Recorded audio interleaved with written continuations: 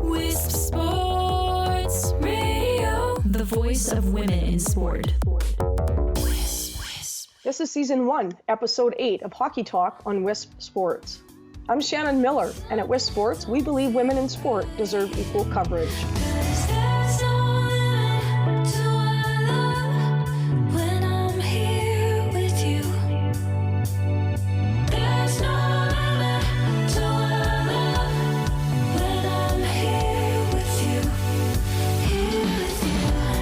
Hockey Talk is presented by Instat, a video product that our team, the Calgary Inferno, uses, as does every other team in the CWHL. I use Instat Video because it's the most helpful video tool that I've ever used as a coach. In today's episode, I'll continue to discuss offensive zone entry, reading the gap that the defenders give, as well as being smart in playing that gap. I'll share some creative play options with you. My guest this week is Kacey Bellamy. Kacey plays for Team USA. She's a 3-time Olympian and 7-time world champion, and Kacey is also a published poet. Today's sidebar will be a great quote for women. And this week's drill of the week is offensive zone entry, reading the gap, and for the defenders, reading the rush. Smart on the rush. This drill will allow you to teach the concepts that I'm sharing today in this podcast, as well as the tips that I shared in last week's podcast. The drill of the week will be posted on my Facebook page at Coach Shannon Miller on Thursday. Thanks for joining me. I'm honored to have my own hockey podcast show on Wisp Sports and to be part of the most popular and influential podcast organization for women in sports globally. Today's podcast is titled Creative People and Play. As a coach, I like to have a plan for an organized attack entering the offensive zone. The most damaging turnovers are typically the ones that occur at the offensive zone blue line. They can be game changers. So coaches, it's very important for us to teach puck management as we're entering the offensive zone at the blue line. Once we get into the offensive zone, I like creativity. I like to allow freedom for players to be interchangeable, to create and to try some of their own things. But on the initial entry, the most damaging turnovers are at the offensive zone blue line. So it's incredibly important for us to teach puck management as we enter the offensive zone. I like to have a plan, and then I like to teach the players how to read the gap the defenders have and make smart decisions with the puck on the entry. In my last podcast, I did talk about offensive zone entry, and I talked about it versus a poor gap. Today, I'm just going to review a few things, offensive zone entry versus a poor gap, and then I'm going to talk about how you play against defenders that have a good gap. So here's a brief review of versus a poor gap. Stop or delay once you're over the blue line. Allow your line mates to drive the defenders back, to drive the goalie back, and then take that ice that they create by driving to the net. You can shoot with the traffic going to the net, and you can shoot and actually miss the net off the back wall. It's simply an indirect pass to those players that are driving to the net. Another great tactic is a double or triple drive. The puck carrier is number one, and then there's a second attacker and a third attacker, whoever's 1, 2, and 3 entering the zone, and they all go to the net. We're driving the net. You take the ice that they've given you, you go hard to the net, you create space in behind for the fourth attacker, and then you try to move the puck back to the second wave of the attack to the fourth attacker in that space. This attack really pressures the defenders, and it also pressures the goalie deep in our net. And the last tactic I'll share with you on offensive zone entry versus a poor gap is it's smart to use the overload tactic. So 1, 2, and 3, the first 3 attackers over the blue line, 1, 2, and 3, they all overload on one half of the ice. They pull the defenders over, and they create space on the weak side for the fourth attacker to join the rush. And then you work hard to get the puck over to the weak side on the backside of the goaltender. So coaches, in practice, we have to create drills. So we're not only doing the drill as far as offensive zone entry, but we're actually teaching them how to read the gap the defenders give us while we're doing that drill, try new things, make mistakes, and get good at making those decisions on the entry. Very important and can change the outcome of a game. So now, offensive zone entry versus a good gap. A good gap means there's not a lot of ice between the defenders and the puck carrier. There's not a lot of ice between the defenders and the attacking team. The defenders are playing up. There's a tighter gap. Something else that's important for coaches to help athletes learn when we're making these decisions is average players need to know their skill level, and they need to play within themselves. Average players should utilize the ice in behind the defenders by placing the puck into that space and aggressively skating to get to it for possession. So if an average player, often it's say your third and your fourth line, if the defender has a tight gap, encourage them to just chip the puck in behind the defenders, skate aggressively to get possession, and then you'll attack from down low in the offensive zone. It's a safe play and it gets you into the offensive zone. Now, highly skilled players, they should be given a little more freedom to create offensive chances off the rush. Encourage and help your players to know their abilities so that they can make these good decisions for themselves. Some good options on the offensive zone entry versus a good gap. Number one, indirect plays. Chipping the puck in behind the defenders for yourself or for your teammates. I'm going to go through some different kinds of indirect plays. There's one called the slash support, where the teammates come across hard to overload the area where the puck is going to be placed. This is not a dump and chase. This is an indirect pass in behind the defenders, and the slash support comes across where you've got your second attacker and your third attacker coming over into that area to get possession. So when the puck carrier sees that she has slash support coming across, she knows she should chip the puck in behind, which is placing the puck for your teammates to skate onto. Another option is a cross-corner pass. Pass the puck off the end board so it comes off at an angle for the teammates to pick it up, or they can actually shoot off that pass, or they can make a play. So it's a pass. It's an indirect pass off the wall. You can shoot off it, or you can make a play off it. Another option against a good gap is a soft chip. Just put the puck in the corner. If it's a soft chip and you're putting it into the corner on purpose, that's puck placement. You're not rimming it in, so the puck is away from the goalie. The goalie cannot play the puck if it's a soft chip into the corner. It's behind the defenders. It's away from the goalie. It makes the defenseman have to turn around and go get it, and it creates a foot race and puts pressure on the defenders. Another good option involved in under the umbrella of indirect plays is a hard rim.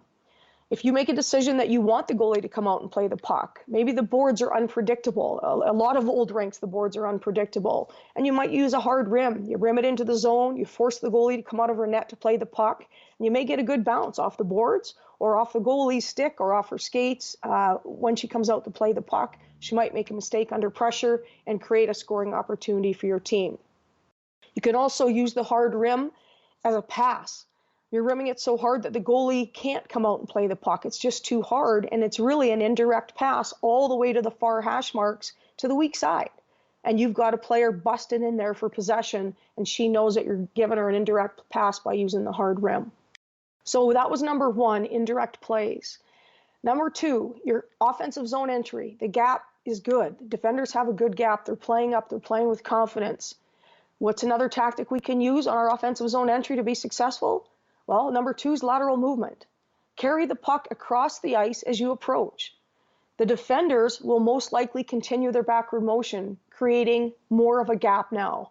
And then with more of a gap, the puck carrier and other attacking players can be a little bit more creative on the attack. They've got a little bit more space and time to make good decisions. Crossing and reversing the puck is an example of lateral movement, and that's my number three. That's my third example. You've got the lateral movement now. You're coming into the zone. You're the outside drive player. You're coming into the zone, and you cut lateral, literally 90 degrees, and you cut lateral and you carry the puck. Second attacker comes in behind, and she fills that lane that you just left. She literally takes the lane that you just left, and you cross and reverse the puck on the entry. Again, the defenders may continue their backwards motion. This gives you a little bit more time and space, allows for that reverse pass to X2, allows you to get positioned with your feet going to the net, and it really forces the defenders to make a decision. It forces them to communicate with each other, because as you come into the offensive zone, each defender has a player, right? It's called man on, woman on. You have your check as they come into the zone. And when you skate laterally and you cross and reverse on the entry, the defenders are not only backing up a little bit and continuing their backwards motion, they now have to make a decision. Do I hold my lane and we switch checks, or do I stay with my check because I'm tight enough? Do I stay with my check and cross and reverse with my D partner? So it does force them to make decisions. It forces them to communicate, and often mistakes are made when you pressure in that way. So those are three really good tactical examples of offensive zone entry versus a good gap. Teach your players not just the drill, but teach them how to make those decisions in practice so they can make those decisions under pressure in a game. Now, some examples, more examples, I guess, of creating gap. One is control of speed. If the defenders have a good gap, you can just simply slow down. You can just slow your skating down a bit, and that creates more space between you and the defenders. You can also stop to separate yourself from the defenders. That's two ways right there of just simply creating more gap for yourself. Now let's talk about offensive zone entry late in the period or late in the game when you're protecting a lead. Puck management is super important late in the period and late in the game. Game management is puck management, late in the period, late in the game for the players. So nothing fancy at the offensive blue line when you're late in a period, late in a game, and you're protecting a lead. Nothing fancy at the offensive blue line. Make simple plays. Just simply put the puck in behind the defenders, force them to turn back and go get it, and then keep that pressure on, creating those foot races. Foot races and pressure, and then you want to keep the puck low in the offensive zone. And just a friendly reminder that turnovers at the offensive blue line are the most common causes of goals against. So smart puck management can be the biggest difference maker in the outcome of a game. Smart puck management as you're crossing the offensive zone blue line. Today's guest is Kacey Bellamy, a creative and successful person and player. Kacey is a poet, a member of the USA national team and Olympic team, and currently a professional women's hockey player. Kacey has earned 1 Olympic gold and 2 silver, 7 gold medals at World Championships, and 1 silver. Kacey played collegiate hockey and graduated from the University of New Hampshire, attending 2 Frozen Fours in her 4 years at UNH. Kacey, welcome and congratulations on winning gold at the recent international tournament, Four Nations Cup. Thank you, and thank you for having me. So Kacey, you're a very accomplished athlete, very accomplished human being, and just recently you have the accomplishment of being a published poet. We're going to get into your creativity a little bit later in this conversation and your poetry book that just recently came out. But I want to start with the Four Nations Cup. You were recently in Saskatoon, Saskatchewan, competing for Team USA at the Four Nations Cup. Team USA won gold. Talk a little bit about that experience. Yeah, definitely. It was an amazing experience, and I think every time you go into a tournament as a team that you have a goal of, coming out there and winning a gold medal. And I think for us, we had new coaching staff, and it was kind of this rebuilding year, kind of the beginning quad going into the next 4 years leading up to the next Olympics. And I really thought it was a successful tournament. We had a great pre-camp in Chicago, and I think for women's hockey as a whole, it was a very competitive tournament, having Canada, Finland, Sweden, and the USA. And I think it's just been great building as a sport as a whole. So typically, those are the top 4 teams in the world. Finland, Canada, USA, Sweden, top 4 teams in the world. Obviously, as Canada, US gets better, the other countries also get better. So a lot of people will say, well, the gap hasn't really closed.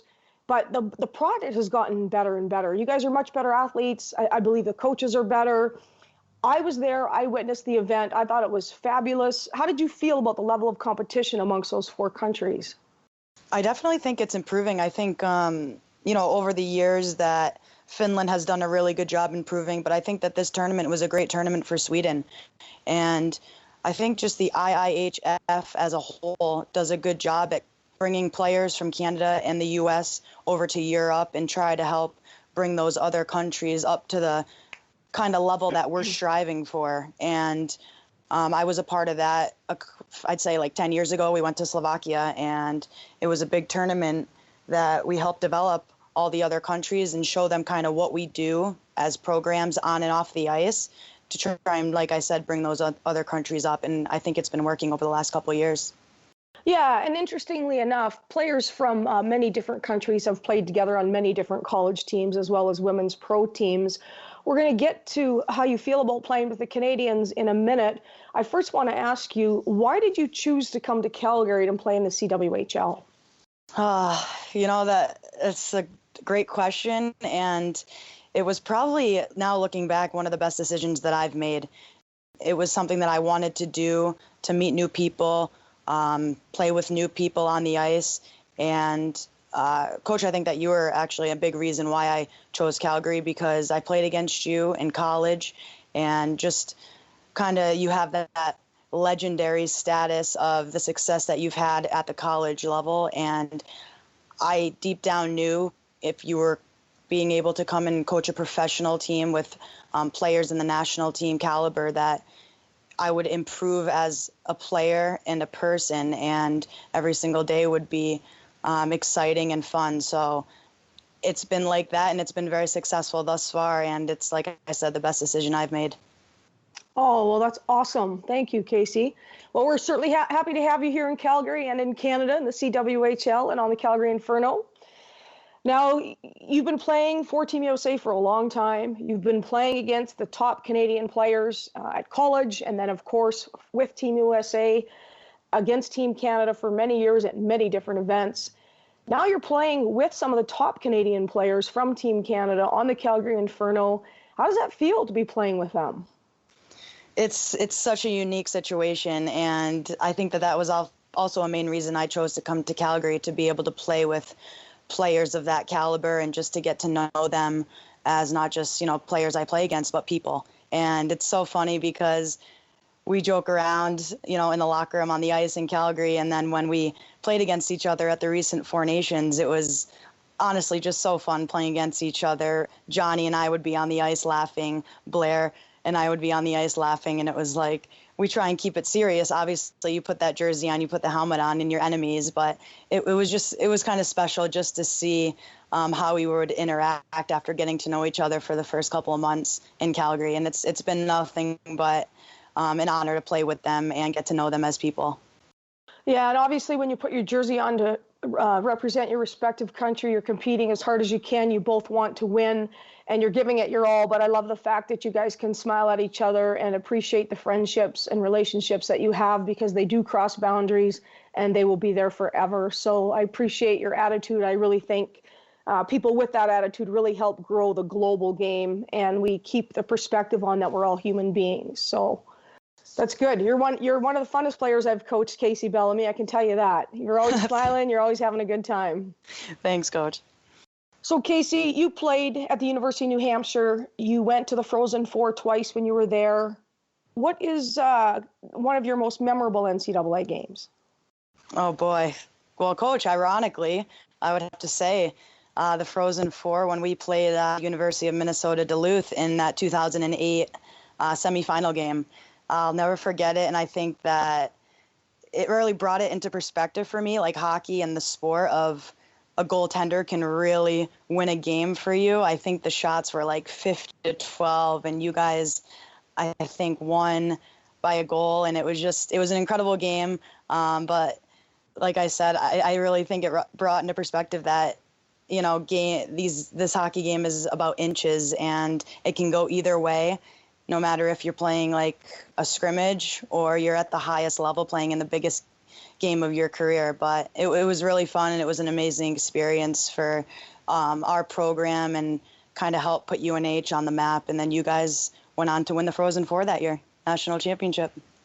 Yeah, that really was a remarkably different game. UNH, your team, totally dominated my team. We could hardly get out of our zone. Fortunately, we had one of the best goaltenders in the world, Kim Martin. Like you said, she stood on her head.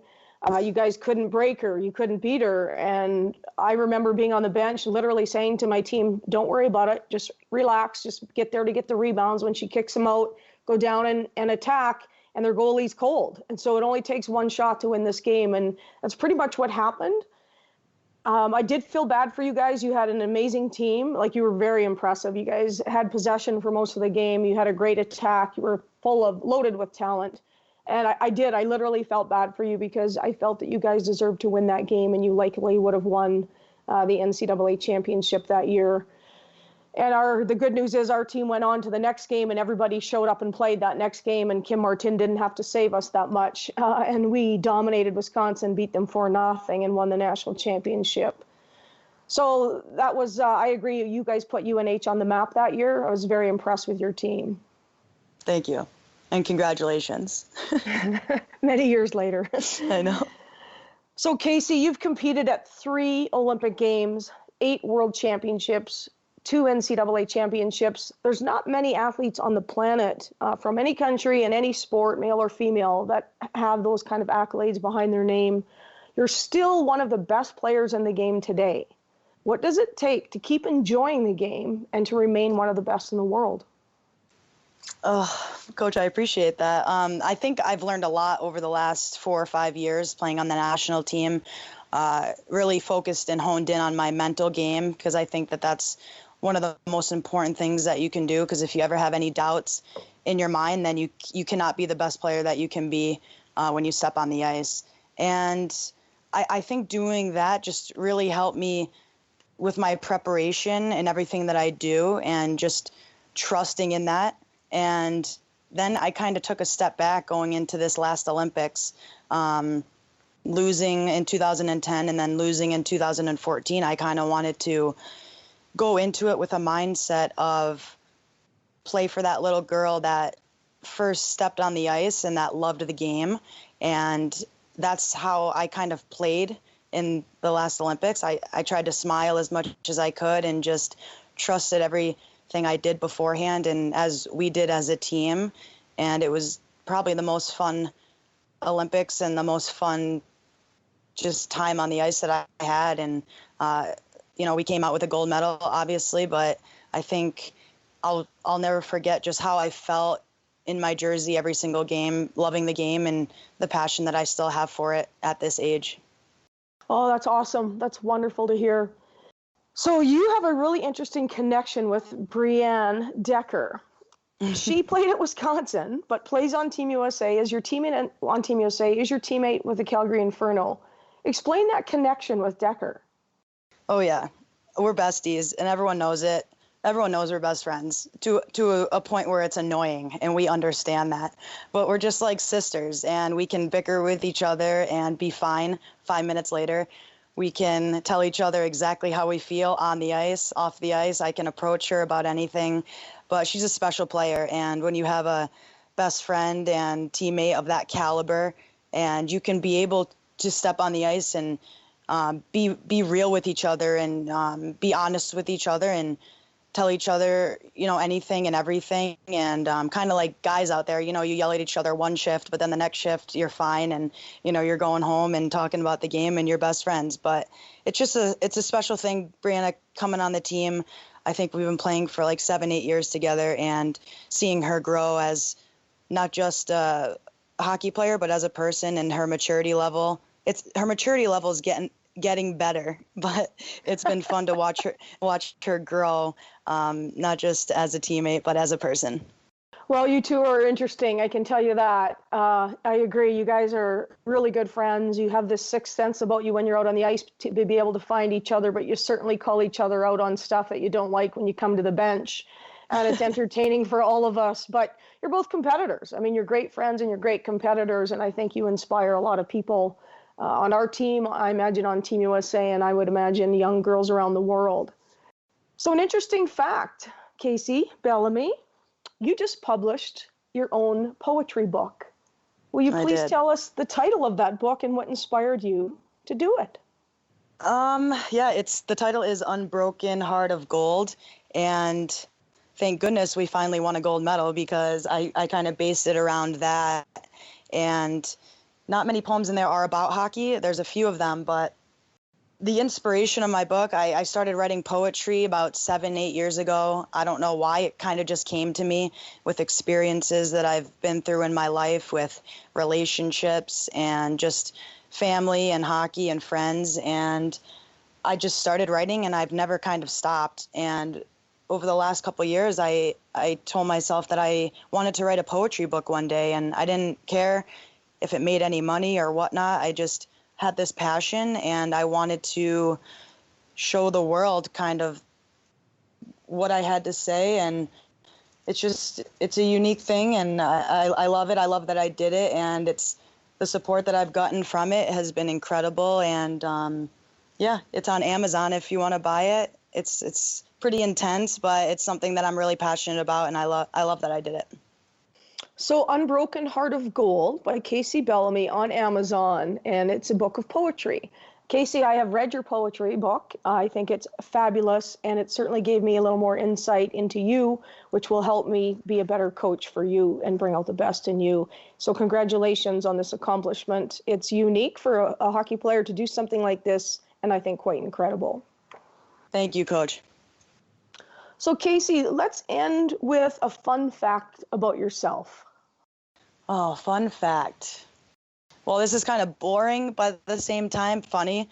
I got my license when I was 22 years old, and it's pretty funny because who wants to get their license at that age? I think it was because I went to prep school. I didn't need a car then, and then I went to UNH where I just took public transportation everywhere, and I didn't need a car. And then when I would come home in the summers, my grandmother lived with us, and she would just drive me everywhere. And it was kind of special because I got to build that relationship with my grandmother, and looking back now, she passed away a few months ago, and I don't regret it for a second that I got my license at 22 because of those times that we shared together. That's a wonderful, warm fact that you just shared about yourself with all of us. I appreciate that. Kacey, thank you so much for being a guest on the show today, and we'll see you at practice. Thanks, Coach. Thanks for having me. Today's sidebar, a great quote. When a woman searches for the source of her own power and attributes it to others, she empowers them. When she starts her search at home with herself, she realizes the truth and empowers herself.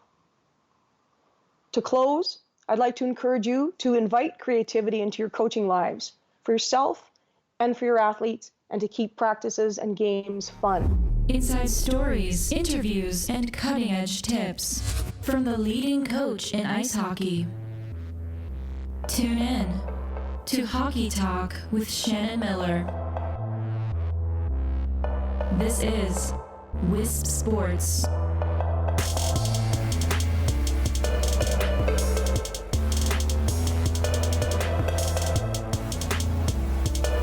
Follow and comment on social media. Twitter is at Wisp Sports. My Twitter is at Miller12Shannon. My Facebook and Instagram is at Coach Shannon Miller. My website is CoachShannonMiller.com. You can find the links in the show notes for this episode at wisports.com and find more coverage of women's sport. Thanks for supporting women in sport everywhere.